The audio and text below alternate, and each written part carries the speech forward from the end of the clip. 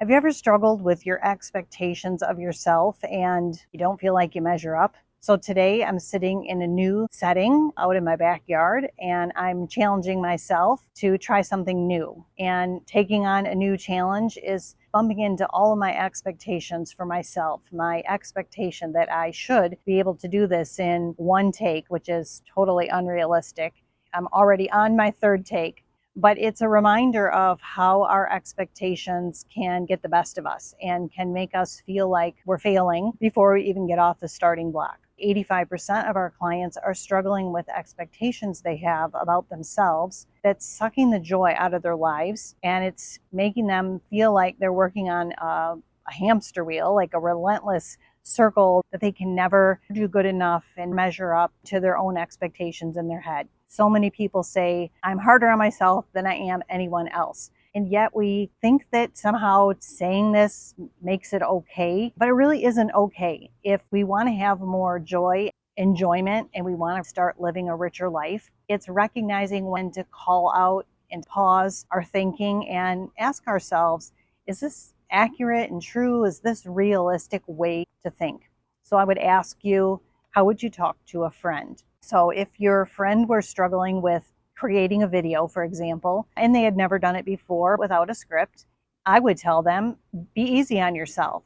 Give it a try. It doesn't have to be perfect. Do your best. Nobody expects perfection except you. I would try to talk to myself like I would talk to my friend. That isn't really easy, and it's something that you have to practice doing. But if you think about it, most of us are harder on ourselves than we are our friends, and we have higher expectations of ourselves than we do anyone else. And that really isn't fair.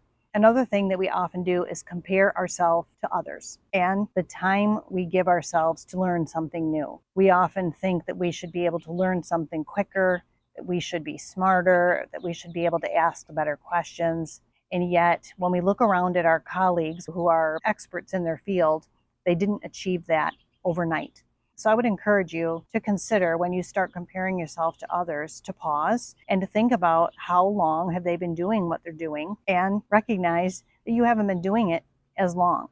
We're often comparing our beginning to someone else's middle, and that's not a fair way to compare ourselves. We also don't know their life experiences and backgrounds. Sometimes people come to the table with more experience informally, even though formally we might be at the same place in our career, maybe first year employees at an organization or first year in making our videos, and yet someone else has a background in film and, for example, I don't. So comparing my beginning to someone else's middle or my beginning to their beginning isn't a fair comparison. So another thing that can be helpful to you in terms of expectations is monitoring the words that you think and the words that you say. One of the biggest culprits of comparison and high expectations is the word should. Anytime that you think the word should or you say the word should, you're making an unfair comparison of how you think things should be versus the way that they actually are.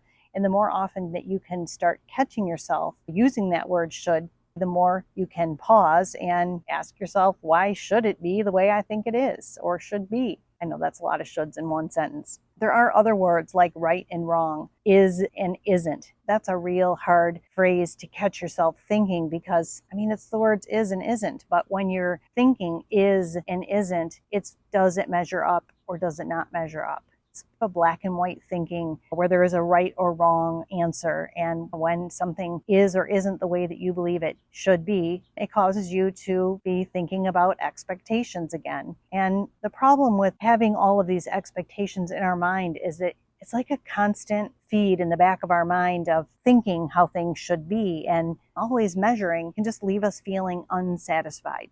So another way your expectations can get in the way is that when you accomplish something great, when you have a big month in terms of sales, or when you master something new that you're learning how to do, when you balance that spreadsheet for the first time or the 10th or 100th time, pause and pat yourself on the back and celebrate for a minute.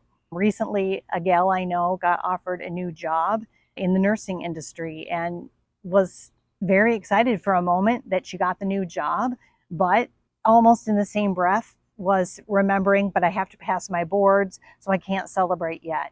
And pausing and celebrating is really important. It's one more step towards that bigger goal of accomplishment.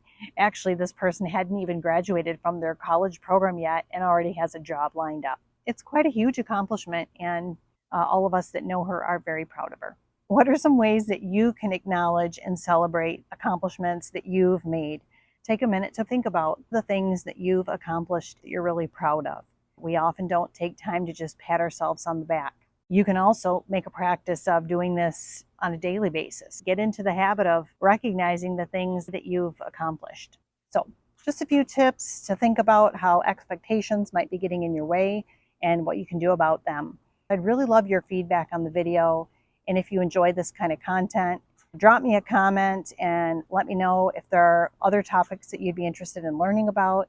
And please share this video content with someone you know that could use some help with managing their expectations.